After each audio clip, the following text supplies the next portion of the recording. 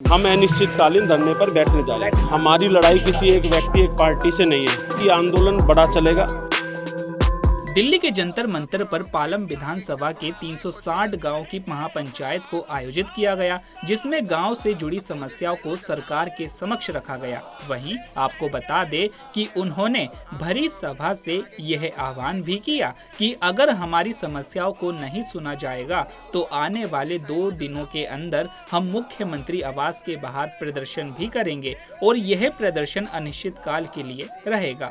360 गाँवों के प्रधान रविंद्र सोलंकी ने कहा कि हमारे गांव को गांव ही रहने दे, वहां इंडस्ट्रियल एरिया और बड़ी बड़ी फैक्ट्री को बनाना बंद करें। हमारे साथ खास बातचीत करने के लिए मौजूद हैं चौधरी सुरेंद्र सोलंकी जी, जिन्होंने 360 गांवों को लेकर महापंचायत का दिल्ली के जंतर मंतर पर आए थे। सर, क्या कहना चाहेंगे, ये आज प्रदर्शन करने की क्यों जरूरत पड़ी है? दिल्ली के गाँव के हालात बद से बदतर हो रहे हैं। दिल्ली के गाँव को स्लम बना दिया गया, तो वर्षों से लुटते और पिटते आ रहे हैं।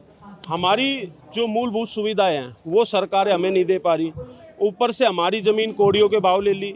शहरीकरण के नाम पे हज़ारों बीघा ज़मीन, हज़ारों एकड़ ज़मीन हमारी ग्राम सभा की सरकारों ने कब्जा कर ली और सुविधा के नाम पे कुछ नहीं है। ऊपर से हमारे ऊपर टैक्स थोपे जाते हैं।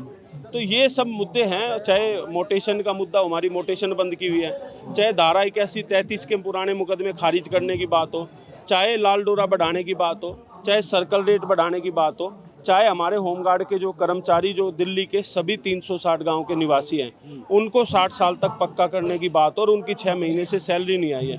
तो सरकार रोजगार तो दे नहीं पा रही है, उल्टा रोजगार छीनने का काम कर रही है। ये अब दिल्ली के लोग बर्दाश्त नहीं करेंगे और यहाँ से एक बड़ी मूवमेंट शुरू हुई है, जिसका आने वाले दिनों में एक बहुत बड़ा आंदोलन भी आप लोगों को देखने में मिलेगा। और आने वाले 15 दिन के बाद हम अनिश्चितकालीन धरने पर बैठने जा रहे हैं। आप मन से आप बोल रहे थे कि आप मुख्यमंत्री अरविंद केजरीवाल के घर के आवास के यहाँ पर एक विशाल प्रदर्शन करेंगे, क्योंकि अब अरविंद केजरीवाल ने आज मन से इस्तीफे की मांग कर दी है। तो किस तरह से इसे आप देखते हैं आप? मैंने कहा ना, हमारी लड़ाई किसी एक व्यक्ति एक पार्टी से नहीं है। अरविंद केजरीवाल को अगर सहानुभूति लोगों से है तो वो 2 दिन का समय है। उससे पहले दिल्ली के जो ग्रामीण यहाँ पर बैठे हैं और पिछले 1 साल से आंदोलन कर रहे हैं, उनकी समस्याओं का समाधान कर दे, हम उनका स्वागत करेंगे।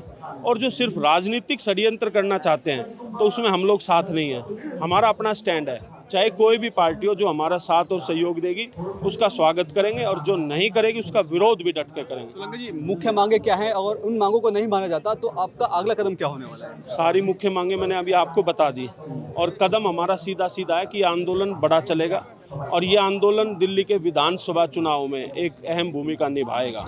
अगर हमारी समस्याओं का समाधान नहीं किया गया तो हमें अनिश्चितकालीन धरने पे बैठेंगे और उससे भी बात नहीं बनी तो आने वाले चुनाव में सरकारों को, पार्टियों को उनका सबक सिखाएंगे चुनाव के अंदर। और फिर भी नहीं मानते तो हो सकता है कि दिल्ली के 360 गांव एकजुट होकर चुनाव का बहिष्कार भी कर दें। बहुत धन्यवाद। तो ये थे हमारे साथ सुरेंद्र सोलंकी जी। इनका साफ तौर पे कहना है कि जिस तरह से इनकी जो मांगे हैं, उनके मांगों को नहीं माना जाता तो आने वाले समय में जो विधानसभा चुनाव है उसका असर सीधे तौर पर इनको देखने को मिलेगा। और जो इनकी मांगे हैं उनको नहीं माना जाता तो एक अनिश्चित काल के लिए धरने पर ये बैठे रहेंगे। कैमरा पर्सन कमलेश कुमार के साथ में संदेश सक्सेना, पंजाब केसरी.com, दिल्ली।